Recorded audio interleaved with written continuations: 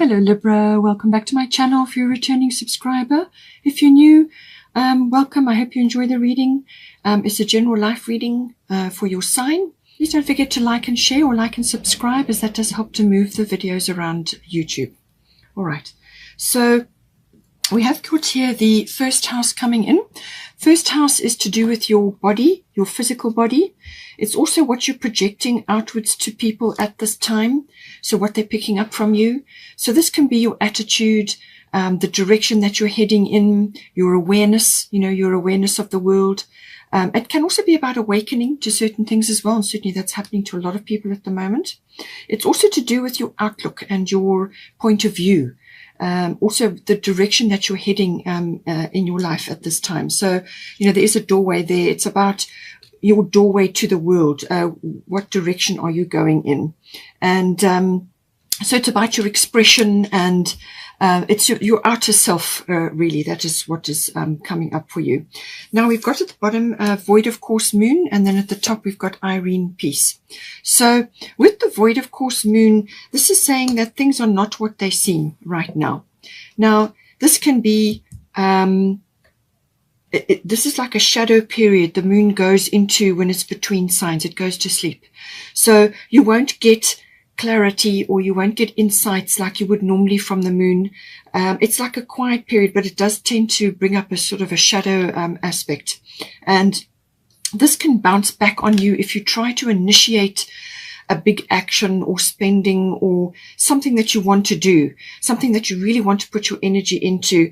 It's best to avoid it while this energy is in play. Wait until the energies have shifted, and then you can move forward. So it's kind of it's a patience, waiting. And if there's something that has occurred, if there's something that's happened and you want to try and fix it or do something about it or initiate something or even say something, whatever it may be, it's something that you want to do or say or express or sort of fix if there's been a problem. It could also be sometimes that you may feel like you've missed an opportunity or something. If that is the case, just wait, let it pass over you. Just let it pass, and just stay as you are for the moment. So just stay as you are in your normal routine.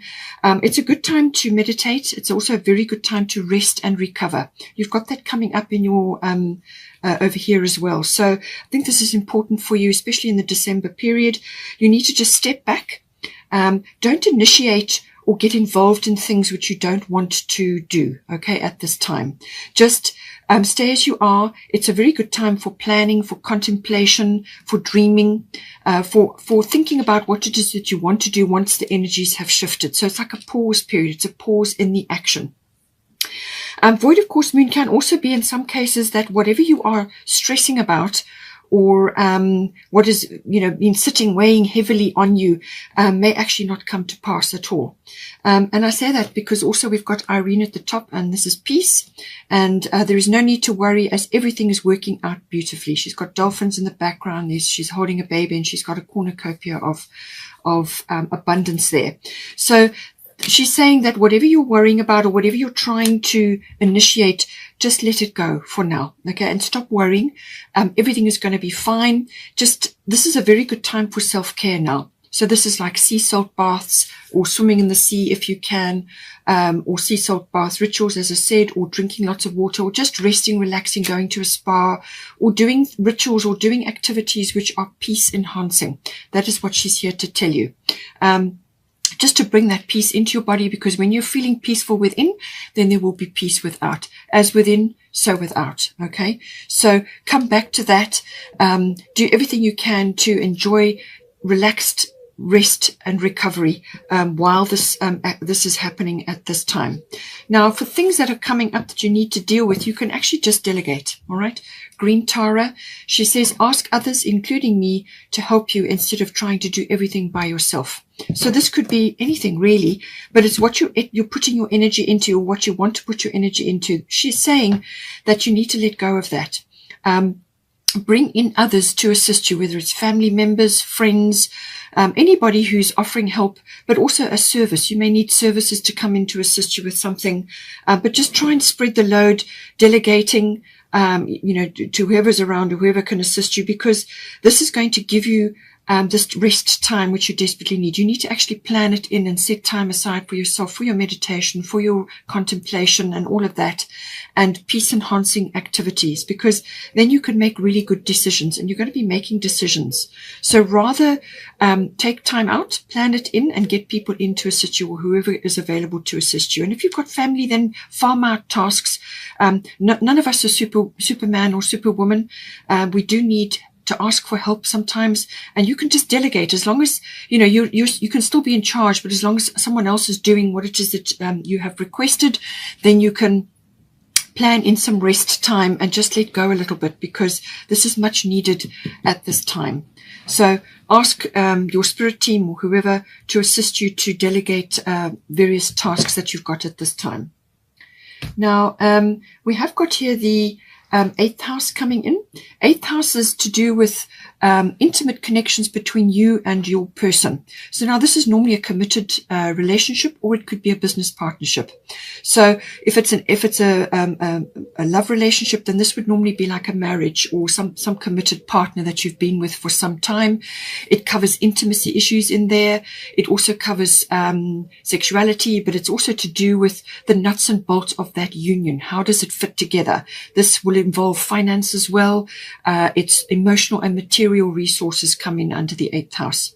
Now, it could be a business partnership. There could be issues around money, or how is that partnership fitting together. The money side of it is also to do with big spending or big money. So this is assets, finance, tax. It can be banking, accounting, investments and insurances. All of those sorts of things come in.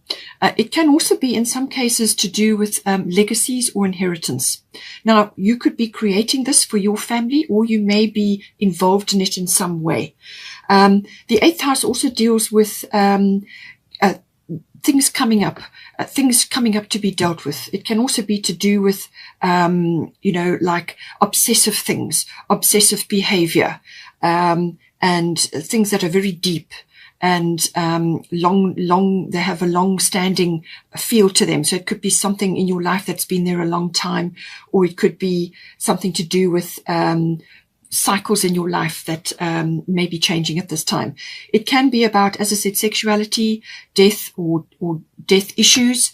Now, this can be not necessarily a physical death, but it can be the death of cycles in your life, or a cycle, or the death, like an ego death. When you're coming into combination with somebody, sometimes certain things have to be let go of. It can also be a birth or rebirth of something. So this can be like a regeneration or a renewal coming up in the 8th house. Now, we've got Scorpio at the bottom. Now, this could very well be to do with the passing of somebody that may be happening in your family. So there may be things coming up to do with that, and maybe that's to do with these like inheritances or legacies and things like that. You may be involved in that. That could very well be coming in for you. And if that is the case, then the unconditional love also will apply. Mary Magdalene, love yourself, others, in every situation, no matter what the outward appearances may be. So this is kind of, you may be involved in family issues around that, or there could be issues unfolding around somebody who may be passing or who will pass. There's lots of ways that this could be coming in. But it could also be the end of a cycle in your life. And that could be attached to somebody. It could be the end of a cycle and the beginning of a new one. Endings and beginnings coming into the 8th house. So it could also be an old way of life, or it could be a financial arrangement that you've had, which is now ending, or you're needing to change it up in some way. It can also be obviously to do with family things, or it could be to do with other things, money matters between you and another. And this is where, again, the unconditional love comes in. Mary Magdalene is always about this. So come back to that when you are faced with a difficult situation where there's like control issues. Scorpio can be about control issues, manipulation, or just like dark energy, which is preventing growth. It's a shadow energy that can come in with this setting. So come back to the unconditional love. Unconditional love is about giving that out and not expecting a return. It's also about having a very positive outlook and being in that frame. and that helps to smooth things over and oil the wheels that need to turn in this house. It could also be that you have other people around you who may be manipulative or controlling in some way, because you have got here the 5 of spring. So it says here, opposing goals arising from differing opinions, feeling at odds with yourself or others, overly ambitious people. So that may be coming into your 8th house, but it could also be coming into your 9th house, and it's taking its toll on you. All right. So boundaries are going to be important. And it could also be that, with this house, you could have things. The 8th house is ruled by Scorpio. So this is a double whammy coming in here, very strong Scorpio energy. It could be that things are rising up. Now, this could be a secret, or it could be something that has been overlooked, or something that gets found out, or something that gets discovered. That can happen. It could also be somebody releasing something from deep within them that needs to be said or aired or talked about. Now, this could be you, or it could be another person that you're involved with, either a relationship or a partnership or somebody else. If you're involved in handling other people's money, because 8th house can be about handling other people's resources, it could be coming up to do with that. So something is coming out, and this could be an opinion from somebody. They're expressing something, and that is going to jar in this house. All right. But it's coming up because it needs to come up. We can't suppress these things. They need to come up to be dealt with. All right. So this is a little bit of a conflict going on here, but there's an opportunity for transformation. There are butterflies here. And this is why the Scorpio is I transform. It is that transformative energy. You take something the way it is and you create it, create better. In conjunction with others, or whatever the circumstances are in the situation. It may be a financial matter that you are transforming. You're removing finance from somewhere and you're putting it somewhere else or whatever, but you're transforming something in this 8th house. It could even be, as I said, related to intimacy or sexuality matters. This could just be the rising up of just like dissatisfaction, or just a need for a change, or a sort of a change from routine, because you've got the 9th house, you've got Sagittarius, and you've got freedom coming in here. So this may be an aspect coming in where something in this, like I said, cycles are changing, things are falling away, and new things are occurring, and it's that transition to the new things, trying new things, that may be coming in with the 8th house as well. But with these opinions and differing, sort of points of view, the first house is about point of view, and the overly ambitious people may come across as very bossy or manipulative, or controlling. Now, we have got the fire element card coming in as well. So that is saying that there could very well be people around you who are like this at this time. And this could be because they're under pressure, or it could be to do with an inheritance or a legacy or something around that.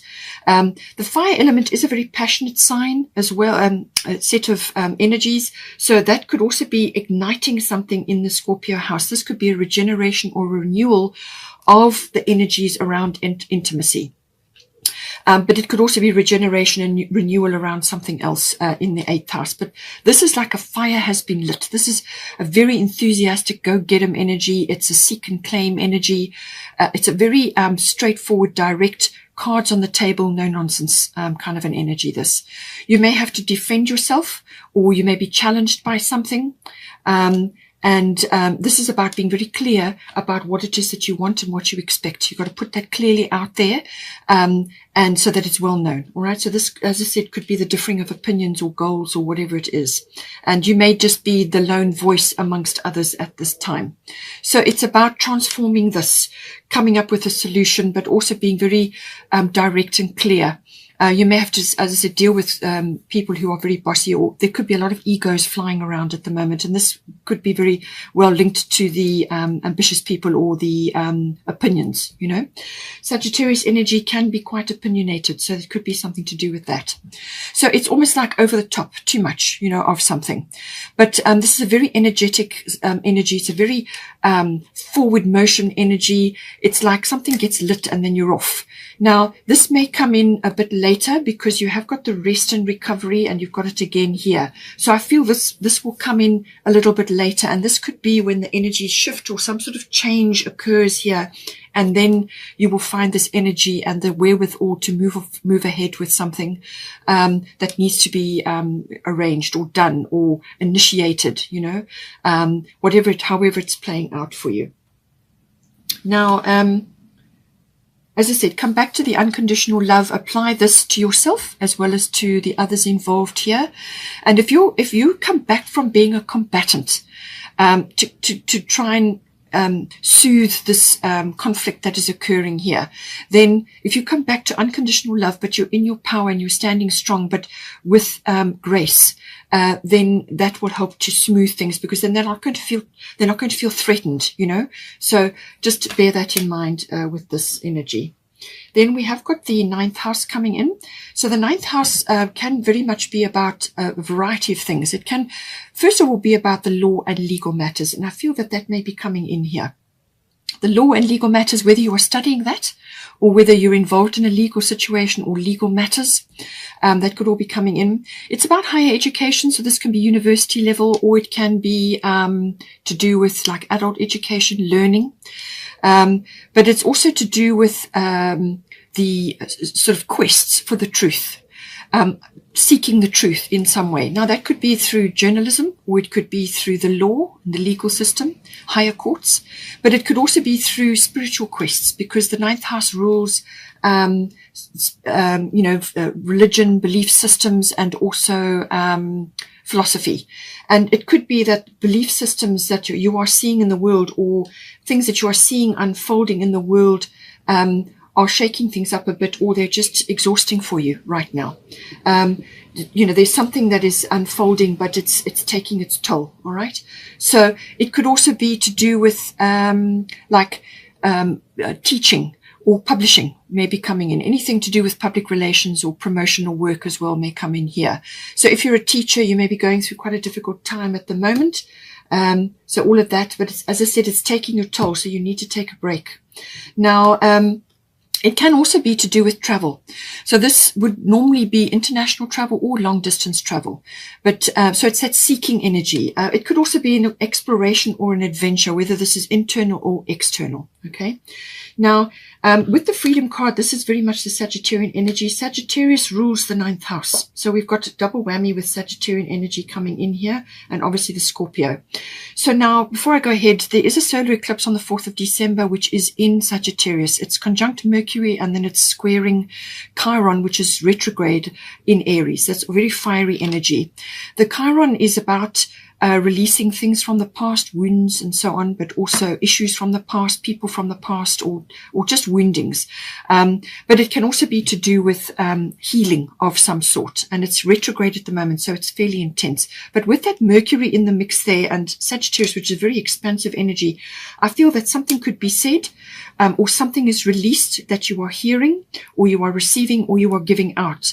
But Mercury is about communication of all kinds. So I feel it could be an expression, and it's going to either heal something from the past, or it's going to flush it out. Okay. So 4th of December, then we've got Mars currently moving through Scorpio, and it changes into Sagittarius on the 14th of December. So it's 8th of December. Mars will be having a bit of a square with Jupiter, which rules Sagittarius. And so there could be a little bit of a clash of values there going on. And I feel this is going to trigger this house in some way. And then the 14th of December, Mars moves into Sagittarius, very expansive energy, but it could also lead to these inflated opinions or this conflict, as I said, coming in, because Mars is the god of war. All right. It's how you get things done. It's your action energy. So just bear that in mind. And at this time, then, we have, underneath in the 9th house still, we have Neptune. And then at the top, we've got Maeve, coming in. And this is about your cycles and your rhythms. As I said, this is about listening to your body and your energy levels, because this, whatever is occurring in the 9th house, and it may be a spillover from the 8th, is going to take its toll on you, on your health. Now, with this Neptune energy, this can also be about toxic things. So you could be taking toxic things into your body at this time. Now, this can be through substances. It can also be, any kind of related to anything, really. Anything you take into your body. And this can also be taking other people's opinions or ideas or the media, taking those things into your body, and that creates toxicity. All right. So be very careful with that, because it's highlighted for you and your health is highlighted. So whatever you're taking in here whether it's for traveling or whether it's to do with other people's opinions or whatever's occurring in this 9th house. As I said, don't forget this covers higher level education as well and teaching. Something is taking its toll on your health, all right? So be careful with Neptune. There is also, with Neptune, it can also be that allergies may be rising up in relation to something that you're doing, something that's triggering this, all right? Now, it could be environmental, a toxic environment as well. It could also be toxic people, obviously, or a toxic situation. It can also, Neptune can sometimes bring up scandals, all right? So, and you've got Scorpio in the 8th house, so this could very well be something rising up, whether it's a collective scandal, like a worldwide scandal, or whether it's something related to you personally. You'll have to see. But there could be a little bit of something going on there. There could also be intrigue, especially with Scorpio in the 8th house.